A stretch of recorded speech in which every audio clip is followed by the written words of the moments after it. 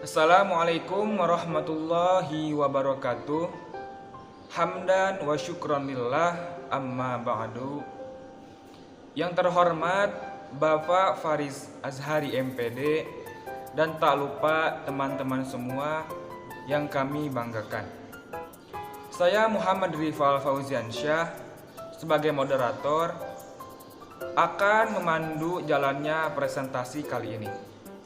Kami dari kelompok 7 dengan anggota yang pertama Indah Maulida, yang kedua Ismah Rahmah Tia, yang ketiga Kintan Sabrina Alfuzahra, yang keempat Luki Bawazir, dan yang kelima saya sendiri Muhammad Rifal Fauziansyah.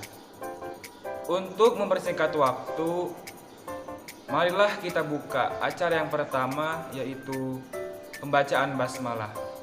Bismillahirrahmanirrahim.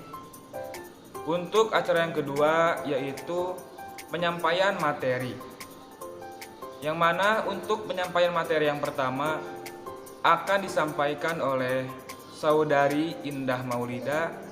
Kepadanya kami persilahkan. Baik, terima kasih kepada moderator yang telah memberikan saya waktu. Saya akan menjelaskan materi pertama. Pendidikan adalah salah satu sarana untuk meningkatkan kualitas SDM. Untuk meningkatkan efektivitas dan efisiensi penyelenggaraan pendidikan, perlu ditingkatkan kualitas manajemen pendidikan. Kualitas pendidikan dapat dilihat dari nilai tambah yang dihasilkan oleh lembaga pendidikan, baik produk dan jasa maupun pelayanan yang mampu bersaing di lapangan kerja yang ada dan yang diperlukan. Peningkatan kualitas SDM dapat dilakukan melalui peningkatan kualitas pendidikan. Artinya, lulusan pendidikan semestinya memiliki kemampuan dan keterampilan yang relevan dengan tuntutan dunia kerja. Hanya dengan cara ini, pendidikan mempunyai kontribusi terhadap ekonomi. Mengenai relevansi pendidikan dalam arti adanya kesepadanan dalam bentuk link and match pada pernyataan pendidikan telah sesuai dengan keperluan masyarakat yang sedang membangun pendidikan sampai saat ini dianggap sebagai unsur utama dalam pengembangan SDM. SDM lebih bernilai jika memiliki sikap, perilaku, wawasan, kemampuan, keahlian, serta keterampilan yang sesuai dengan kebutuhan berbagai bidang dan sektor berbagai fenomena kehidupan dalam segala dimensi, baik soal budaya, ekonomi maupun politik yang terjadi di sekitar kita, menunjukkan gambaran yang semakin jelas bahwa sesungguhnya apa yang kita miliki akhirnya akan menjadi tidak berarti apabila kita tidak mampu memanfaatkannya. Pengembangan SDM adalah proses sepanjang hayat yang meliputi berbagai bidang kehidupan, terutama dilakukan melalui pendidikan. Jika dilihat dari sudut pandang ekonomi, peningkatan kualitas SDM lebih ditekankan kepada penguasaan pengetahuan, keterampilan, dan teknologi yang dibutuhkan oleh dunia kerja dalam upaya peningkatan efisiensi dan efektivitas proses produksi dan mempertahankan keseimbangan ekonomi. Program peningkatan kualitas SDM melalui pendidikan akan memberikan manfaat dalam lembaga berupa produktivitas, moral, efisiensi kerja, stabilitas, serta fleksibilitas lembaga dalam mengantisipasi lingkungan baik dari dalam maupun keluar lembaga yang bersangkutan. Pada saat ini Indonesia menghadapi masalah yang sifatnya multidimensi yang menuntut pemecahan segera. Masyarakat yang mutu, SDM-nya rendah, cenderung tidak akan mampu memecahkan masalahnya. Berbeda dengan masyarakat yang mutu, SDM-nya tinggi, mereka memiliki potensi untuk memecahkan masalahnya serta mampu merumuskan pola pemberdayaan. Baik, terima kasih. Sekian dari saya kembalikan kepada moderator. Baik, untuk pemateri yang kedua akan disampaikan oleh Saudari Ismah Rahmahtiah. Kepadanya kami persilahkan. Baik, terima kasih kepada moderator yang telah memberikan saya kesempatan untuk menjelaskan materi yang kedua. Keempat, proses perkembangan sosial ekonomi yang mendasar perlu dipahami karena dampaknya dapat mempengaruhi seluruh tata kehidupan bangsa Indonesia, terutama pada abad ke-21 ini. Keempat proses itu meliputi 1. Globalisasi, 2. Industrialisasi, 3. Asianisasi, dan 4. Sistem informasi canggih. Berkaitan dengan keempat proses tersebut, tantangan utama bagi kita ialah bagaimana Indonesia mempersiapkan diri agar keempat proses itu bermanfaat semaksimal mungkin bagi seluruh rakyat Indonesia dalam meningkatkan mutu kehidupan. Sebab, suka atau tidak suka, mau tidak atau tidak mau, arus globalisasi mengharuskan kita terlibat dalam proses saling berhubungan yang sifatnya mendunia, baik antar individu, bangsa, negara, organisasi kemasyarakatan, terutama dunia usaha. Dan disinilah aktualisasi pendidikan harus memperoleh porsi dan perhatian yang tinggi agar mampu melahirkan SDM yang berkualitas. Karena dalam era globalisasi yang bercirikan persaingan, kemenangan akan ditentukan oleh mutu sumber daya manusia, sehingga dapat disimpulkan bahwa pendidikan bermutu menghasilkan SDM bermutu dan merupakan kata kunci dari keberhasilan. Apakah pemerintah telah memberikan perhatian yang serius terhadap pembangunan sektor pendidikan ini dan sejauh mana pemerintah telah menunjukkan kemampuan politiknya untuk menjamin kesejahteraan tenaga kependidikan sehingga mereka dapat berkonsentrasi untuk memberikan pendidikan yang bermutu kepada peserta didiknya. Perubahan peran pemerintah pusat sebagai pemeran utama dalam meningkatkan mutu pendidikan dengan konsep segalanya harus dari dan oleh pemerintah, seperti kita alami dalam 55 tahun terakhir ini. Kini mulai digeser ke arah konsep dari, oleh, dan untuk rakyat dalam wujud tanggung jawab kolaboratif dan usaha sinergistik dari masyarakat, yaitu individu, kelompok, dan lembaga swadaya masyarakat, organisasi politik, pemerintah daerah yaitu legislatif, eksekutif, dunia usaha, dan pemerintah pusat. Kata kunci dari tatanan kolaboratif dan sinergistik itu adalah komitmen dan tanggung jawab yang secara konseptual merupakan ciri dari ethos of demokrasi. Dengan ethos tersebut, semua unsur yang berkepentingan dengan pendidikan atau lebih dikenal dengan stakeholders seyogyanya memiliki komitmen dan tanggung jawab untuk berupaya meningkatkan mutu pendidikan. Pemerintah daerah karena memang merupakan lembaga publik yang formal, tentu saja perannya sebagai fasilitator pengembangan pendidikan di daerah tidak bisa dipungkiri. Dengan demikian, komitmen dan tanggung jawab semua unsur dapat tumbuh dan berkembang menjadi etos kerja demokratisasi pendidikan. Baik, terima kasih. Saya kembalikan kepada moderator.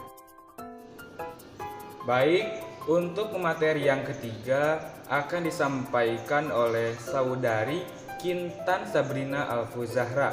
Kepadanya kami persilahkan. Baik, terima kasih kepada moderator. Selanjutnya saya akan menjelaskan materi siapa stakeholder pendidikan di daerah. Nah, yang dimaksud dengan stakeholder adalah orang-orang atau pihak-pihak yang merasa berkepentingan dengan pendidikan. Atas dasar konsep tersebut, maka yang termasuk ke dalam stakeholder pendidikan di daerah adalah orang tua, murid, guru, pimpinan sekolah, masyarakat, dunia kerja, organi politik, lembaga swadaya masyarakat, dan pemerintah daerah. Orang tua dan keluarga tentu sangat mendambakan hasil pendidikan anaknya mampu memfasilitasi perbaikan mutu kehidupan anaknya di masa mendatang, serta mampu mengangkat harkat dan martabat orang tua dan keluarganya. Sedangkan masyarakat, dunia kerja, organisasi politik tentu sangat mendambakan hasil pendidikan itu menghasilkan individu yang mampu memberikan kontribusi yang bermakna sesuai dengan status dan perannya dalam komunitas itu. Sementara itu, pemerintah tentu sangat mengharapkan lulusan pendidikan itu mampu berpikir, bersikap baik, sebagai warga negara yang cerdas dan baik, seperti demokratis, taat hukum, toleran, dan beradab. Sedangkan lembaga persekolahan tentu saja mendambakan hasil pendidikan jenjang pendidikan di bawahnya memberi landasan yang kuat untuk kelanjutan pendidikan berikutnya. Semakin tinggi pendidikan, maka semakin tinggi pula mutu lulusannya. Dan apa saja sih yang menjadi tanggung jawab daerah? Nah, sesuai dengan peraturan pemerintah nomor 25 tahun 2000 tentang kewenangan pemerintah dan profesi sebagai daerah otonom, pemerintah pusat antara lain bertanggung jawab atas penetapan standar kompetensi siswa dan warga belajar, penetapan standar materi pelajaran pokok, penetapan persyaratan perolehan dan penggunaan gelar akademik, penetapan pedoman pembiayaan penyelenggaraan pendidikan, penetapan persyaratan penerimaan, perpindahan, sertifikasi siswa dan warga belajar, penetapan kalender pendidikan, dan jumlah efektif yang menjadi kewenangan dan tanggung jawab provinsi antara lain adalah penetapan kebijakan penerimaan siswa dan mahasiswa di masyarakat minoritas, pengadaan buku pelajaran pokok, penyelenggaraan sekolah luar biasa, dan balai pelatihan atau penataran guru. Dengan kata lain, sebagian besar dari unsur-unsur yang mempunyai kaitan langsung dengan peningkatan mutu pendidikan seperti guru, sarana belajar, proses belajar, sinergi, orang tua, sekolah, dan masyarakat maupun iklimnya serta budaya belajar kini menjadi tanggung jawab semua unsur stakeholder pendidikan di daerah. Dan apa yang memberi kontribusi terhadap mutu pendidikan? Apakah yang sesungguhnya apakah yang sesungguhnya dimaksudkan dengan mutu pendidikan? Nah, yang dimaksud dengan mutu pendidikan adalah kemampuan lembaga pendidikan untuk building capacity of student to learning. Oleh karena itu, mutu pendidikan sepatutnya dilihat dari instrumental input dan through output. Yang termasuk instrumental input yaitu guru, kurikulum, bahan belajar, media, dan sumber belajar. Sedangkan yang termasuk output adalah learning experiences, yakni seorang siswa yang melibatkan bagaimana siswa melakukan proses interaksi dengan semua instrumental input sehingga potensinya berkembang seoptimal mungkin dengan hasil belajar salah satunya indikatornya. Oleh karena itu, dapat diidentifikasi adanya sejumlah unsur yang potensial memberikan kontribusi terhadap mutu pendidikan, yakni guru sebagai kurikulum, media dan sumber belajar, prasarana belajar, sarana pendukung belajar, sekolah dan lingkungan, dan iklim belajar maupun sosial kultural di sekolah dan di luar sekolah. Materi selanjutnya yaitu potensi daerah dalam meningkatkan mutu pendidikan. Bila kondisi objektif pendidikan di masing-masing kabupaten atau kota sudah diketahui secara umum dan untuk setiap kecamatan, desa, dan setiap sekolah, selanjutnya dapat dibalas dengan menggunakan suatu rentang kualitas. Mulai dari yang pertama, sangat memprihatinkan atau yang disebut dengan SM. Kedua, kurang memadai atau KM. Ketiga, rata-rata RR. Keempat, di atas rata-rata di RR. Kelima, sangat memadai SMD. Keenam, sekolah yang sudah termasuk dalam kategori. Sekolah yang termasuk dalam kategori yaitu yang keempat dan kelima. Kita anggap tidak perlu mendapatkan intervensi dan advokasi. Upaya perlu diarahkan pada sekolah-sekolah yang termasuk kategori 1, 2, dan 3 agar secara berangsur dapat memperbaiki mutunya. Selanjutnya, perlu diidentifikasi unsur-unsur yang ada di daerah yang dapat dimanfaatkan untuk memfasilitasi proses peningkatan mutu pendidikan selain pemerintah daerah, misalnya Pakar, Paguyuban Mahasiswa, Lembaga Swadaya Masyarakat Daerah, perguruan tinggi, organisasi, situs internet, dan sanggar belajar. Komitmen dan tanggung jawab adalah kualitas pribadi yang tampak dalam keterikatannya secara tulus terhadap sesuatu dan kesediaannya untuk memikul beban guna mendapatkan suatu hasil yang lebih baik. Untuk dapat menumbuhkan kualitas pribadi tersebut, seseorang perlu menguasai persoalan tentang persoalan mutu pendidikan. Baik, terima kasih. Cukup sekian penyampaian dari saya, kurang dan lebihnya mau dimaafkan. Saya akan kembalikan kepada moderator. Baik, untuk pemateri yang keempat akan disampaikan oleh Saudara Lucky Bawazir. Kepadanya kami persilahkan. Assalamualaikum warahmatullahi wabarakatuh. Selanjutnya, saya akan menjelaskan tentang demokratisasi atau debirokratisasi dalam pendidikan. Demokratisasi atau debirokratisasi dalam pendidikan adalah sistem paradigma pendidikan yang digagas oleh dunia pendidikan kita di era Indonesia baru ini. Model demokratisasi dalam bingkai proses pembelajaran atau PBM disebut juga model demokratisasi tingkat praksis. Model demokratisasi pertama merupakan bentuk penolakan terhadap kebijakan sistem birokrasi yang diterapkan selama masa pemerintahan Orde Baru, yang pada praktiknya sangat membebani warga belajar. Model demokratisasi kedua merupakan bentuk perlawanan dari sistem pembelajaran gaya lama dengan guru menjadi pusat belajar, sementara peserta didik atau murid dianggap robot yang hanya datang, duduk, dan mencatat informasi yang disampaikan guru. Itu saja dari saya, sekian, terima kasih. Baik, untuk pemateri yang terakhir akan disampaikan oleh saya sendiri.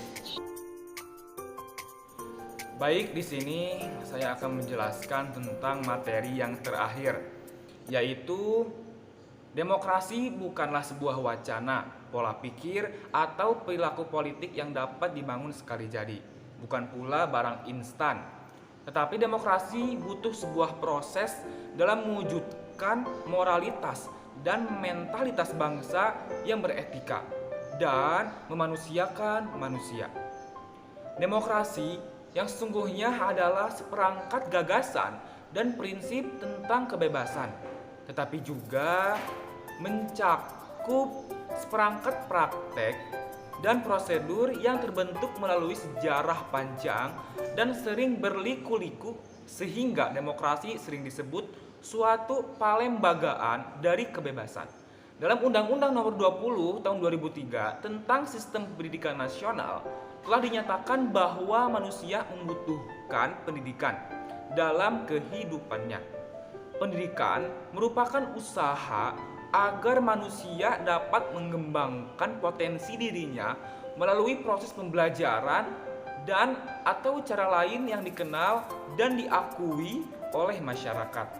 Akhirnya bisa kita simpulkan bahwa demokrasi dalam dunia pendidikan adalah sebuah keharusan yang tidak bisa ditawar lagi. Dan demokrasi dalam dunia pendidikan adalah sebuah keniscayaan yang harus disikapi secara positif pada seluruh komponen bangsa. Jadi mungkin itu saja yang bisa saya sampaikan, kurang lebihnya mohon maaf. Baik, untuk acara yang terakhir yaitu penutup. Marilah kita tutup acara presentasi kali ini dengan mengucapkan lafaz hamdalah. Alhamdulillahirabbil alamin. Kami dari kelompok 7 kurang lebihnya mohon maaf. Semoga media presentasi kali ini dapat bermanfaat bagi kita semua. Wassalamualaikum warahmatullahi wabarakatuh.